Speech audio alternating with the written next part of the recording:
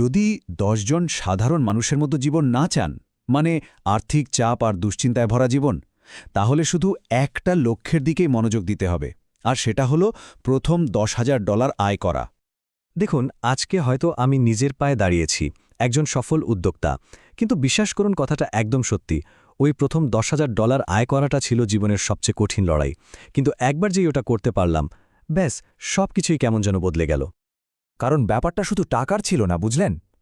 এটা ছিল নিজেকে প্রমাণ করার যে টাকা কামানোটা আসলে ভাগ্যের খেলা নয়, এটা একটা স্কিল, একটা দক্ষতা যা শেখা যায়। আর একবার ফর্মুলাটা ধরে ফেললে এটাকে বারবার কাজে লাগানো সম্ভব। আচ্ছা, তাহলে আসল কথায় আসা যাক। অনেকেই এই প্রথম ধাপটা নিয়ে অনেক বেশি জটিল চিন্তা করে ফেলে, কিন্তু সত্যি বলতে এটা ততটাও কঠিন কিছু না। বেশিরভাগ মানুষ কি করে, তারা ক্রিপ্টোর পেছনে ছুটে, কারণ শুনেছে যে কোনো বন্ধু নাকি অনেক টাকা কামিয়েছে, অথবা ডে ট্রেডিং শুরু করে দেয়, কারণ কোনো অনলাইন গরু তাদের রাতারাতি বড়লোক হওয়ার স্বপ্ন দেখিয়েছে। সমস্যাটা হলো, এই রাস্তাগুলো একদম নতুনদের জন্য নয়। ক্রিপ্টো বা ডে ট্রেডিংয়ের মতো জিনিসে নামতে গেলে হয় আপনার অনেক টাকা থাকতে হবে, না হলে ভাগ্যটা অবিশ্বাস্য রকম ভালো হতে হবে। কিন্তু যখন কেউ সবে শুরু করছে, তার এমন কিছু দরকার যা শুরু করতে খরচ খুব কম আর যেখান থেকে নিয়মিত একটা ক্যাশফ্লো আসতে থাকে। দেখুন, এত সব হাইপ আর কোলাহল যদি সরিয়ে রাখেন, তাহলে আয় করার জন্য হাতে গোনা মাত্র 4টে রাস্তা খোলা থাকে, আর এদের মধ্যে থেকে সঠিক পথটা বেছে নেওয়াটাই কিন্তু সবচেয়ে জরুরি। চলুন এই 4টে পথকে একটু পাশাপাশি রেখে দেখি। যেমন ধরুন পার্সোনাল সার্ভিস। হ্যাঁ, টাকা আসে খুব তাড়াতাড়ি, কিন্তু এটাকে খুব বেশি বড় করা যায় না। লোকাল প্রোডাক্টের লাভ এমনিতেই কম, আর গ্লোবাল প্রোডাক্ট সেট করতে তো অনেক সময় লেগে যায়। কিন্তু এবার অনলাইন সার্ভিসের দিকে একবার তাকান। শুরু করার খরচ কম, টাকা আসে দ্রুত, লাভের মার্জিন সবচেয়ে বেশি, আর এটাকে বড় করার সুযোগও অসম্ভব। মানে একদম পরিষ্কার, তাই না? গতি, লাভ আর ব্যবসা বড় করার সুযোগ, এই সব দিক থেকেই অনলাইন সার্ভিসই কিন্তু পরিষ্কার বিজয়ী। এখানে আসলে দ্বিতীয়বার ভাবার কোনো জায়গায় নেই। আর এখানেই অনলাইন সার্ভিসের আসল শক্তিটা লুকিয়ে আছে। ভাবুন একবার, একটা প্রোডাক্ট বিক্রি করলে হয়তো আপনার 20 থেকে 30% লাভ থাকে, কিন্তু অনলাইন সার্ভিসের ক্ষেত্রে লাভের 70 থেকে 80%ই সরাসরি আপনার পকেটে। বেশ, তাহলে আমরা আমাদের পথ তো বেছে নিলাম, কিন্তু প্রশ্ন হলো, এই পথে সফল হব কি করে? এখানেই কাজে আসবে আমাদের স্কেল পিরামিড স্ট্র্যাটেজি। এটাই তো $1 মিলিয়ন প্রশ্ন, তাই না?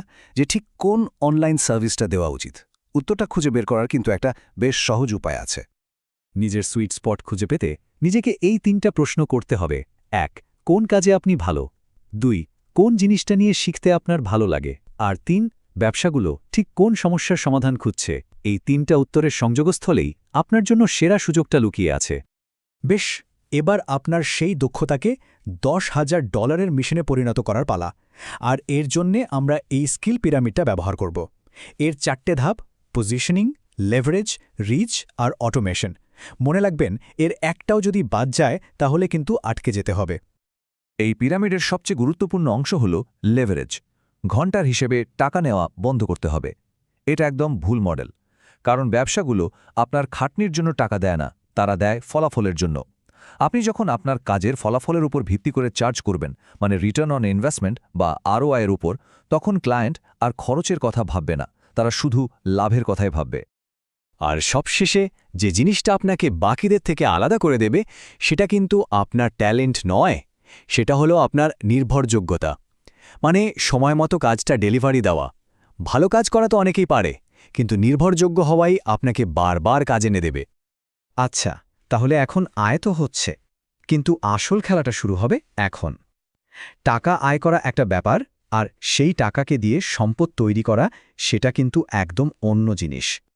চলুন দেখি এই সম্পদ বাড়ানোর ইঞ্জিনটা কিভাবে তৈরি করা যায়। এখানে মানসিকতার একটা বড় পরিবর্তন দরকার। সাধারণ ধনীরা তাদের আয়কে খরচ করার জন্য দেখে, কিন্তু যারা সত্যি সম্পদশালী তারা তাদের আয়কে দেখে আরও টাকা বানানোর একটা মেশিন হিসাবে। তো এটা কিভাবে করে? সহজ উত্তর: বিনিয়োগের মাধ্যমে। এখানে ঝুঁকির একটা সহজ স্কেল দেওয়া আছে। সেভিংস হলো আপনার ইমার্জেন্সির জন্য একদম নিরাপদ। ইন্ডেক্স ফান্ড হলো লম্বা সময়ের জন্য ধীরে ধীরে সম্পদ বাড়ানোর সেরা উপায়। স্টক মার্কেটে আপনি সরাসরি বাজারটা শিখতে পারবেন, কিন্তু ঝুঁকিও বেশি। আর ক্রিপ্টো, ওটা হলো হাই রিস্ক হাই রিটার্নের খেলা, যেখানে খুব অল্প টাকা লাগানোই বুদ্ধিমানের কাজ। আর এখানেই তো আসল জাদুটা লুকিয়ে আছে, ভাবুন তো, প্রতিদিনের 1 কাপ কফির খরচের সমান টাকা যদি লম্বা সময়ের জন্য একটা ইন্ডেক্স ফান্ডে রাখা যায়, তাহলে অবসরের সময় সেটা $1 মিলিয়ন বেশি হয়ে যেতে পারে। এটাই হলো চক্রবৃদ্ধি সুদের শক্তি, ছোট ছোট বিনিয়োগের ম্যাজিক। তো এই পুরো আলোচনার পর প্রশ্ন কিন্তু একটাই, নিজের সম্পদ করার যাত্রায় আপনার প্রথম পদক্ষেপটা ঠিক কী হতে চলেছে?